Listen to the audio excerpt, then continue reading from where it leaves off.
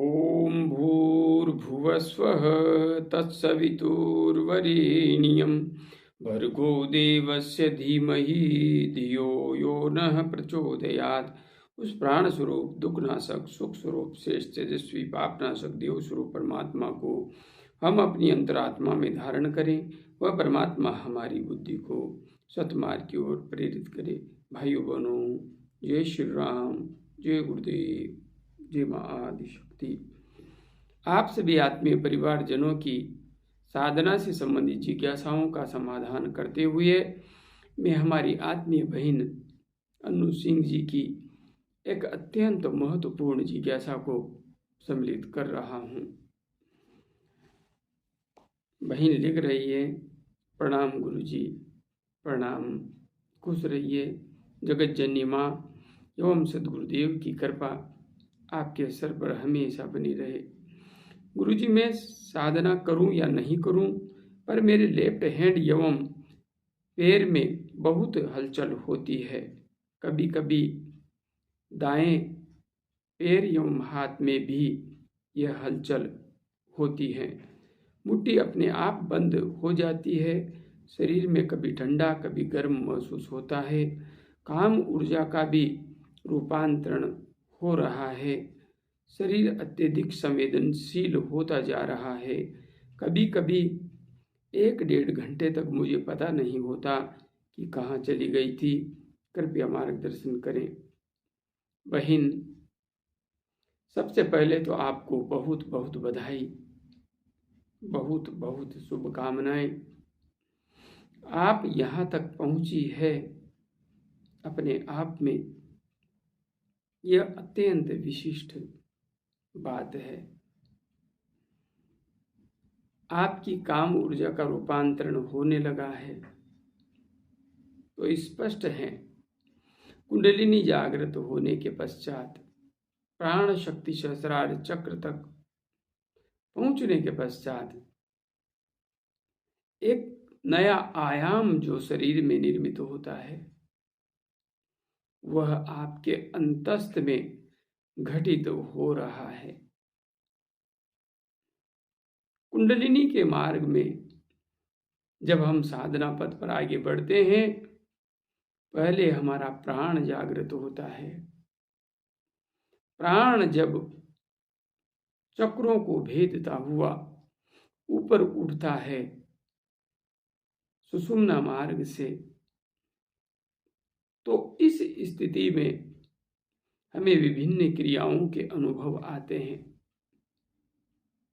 फिर जब हमारी प्राण शक्ति आज्ञा चक्र तक पहुंच जाती है सुषुम्ना मार्ग से, तो यहां से एक गहरे रूपांतरण की प्रक्रिया शुरू हो जाती है।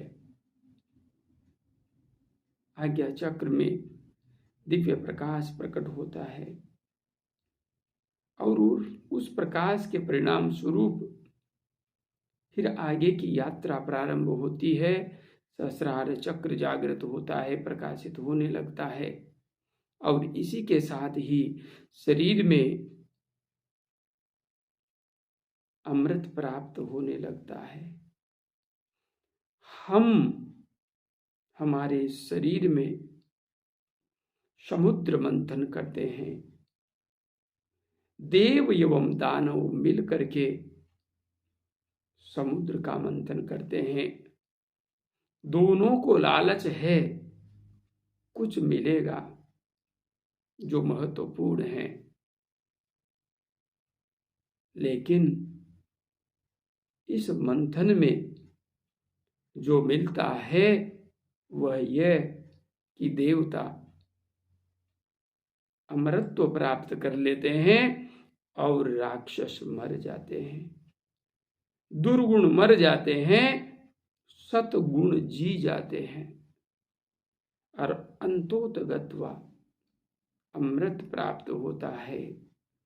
वही अमृत जब शरीर में रमता है तो एक दिव्य आभा प्रकट होने लगती है, एक दिव्य आलोक प्रकट होने लगता है, एक आनंद प्रकट होने लगता है। रोम रोम में असीम आनंद की अनुभूति होने लगती है। और इस आनंद के बाद, इस अमृत स्राव के बाद काम ऊर्जा के रूपांतरण की प्रक्रिया शुरू होती है। कुंडलिनी जागरण में साधक यहीं पर गलती करते हैं। सोचते हैं कि प्रारंभिक चक्र मूलाधार चक्र है, तो काम ऊर्जा का रूपांतरण प्रारंभिक स्तर पर ही हो जाएगा, लेकिन नहीं होता। यह अंतिम अवस्था में होता है, जब संपूर्ण शरीर सिद्ध हो जाता है।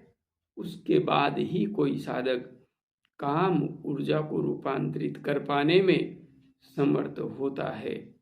और यहीं से वास्तविक अर्थ में कुंडलिनी जागरण का वास्तविक मर्म शुरू होता है। इसलिए बहन, आपकी काम ऊर्जा का रूपांतरण यदि हो रहा है, आपको इसका एहसास होने लगा है, तो निश्चित रूप से आप बहुत ऊंचाई पर पहुंच गई हैं। आप निश्चित रूप से उस लक्ष्य के बेहद करीब हैं, जहां से कुंडलिनी शक्ति अपना सामर्थ्य दिखाना प्रारंभ करती है। आगे बढ़ती रहिए। आपके जैसे साधकों की मुझे आवश्यकता है, माँ भारती को आवश्यकता है, सद्गुरुदेव को आवश्यकता है, सत्य सनातन धर्म को आवश्यकता है, इस मानव जाति को आवश्यकता है। क्योंकि बहुत सारे कार्य ऐसे हैं जो शरीर से नहीं हो सकते, असंभव है शरीर से उनको करना। उन्हें सूक्ष्म शरीर एवं कारण शरीर द्वारा ही संपादित किया जा सकता है।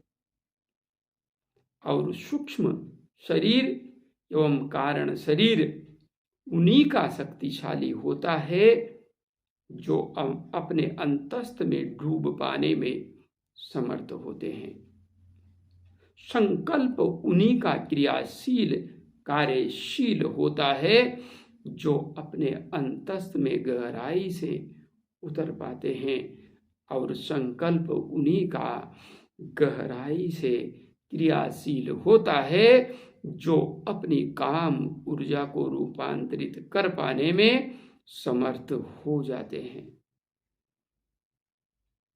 इसलिए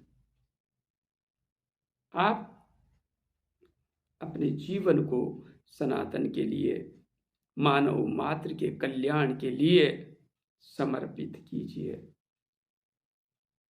अपने भावों में सनातन के विराट अस्तित्व को स्थान दीजिए।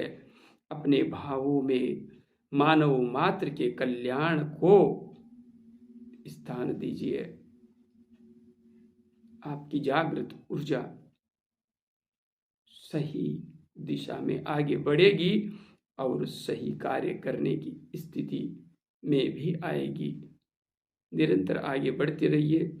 मेरी शुभकामनाएं आपके साथ है। जय गुरुदेव, जय मां आदि शक्ति।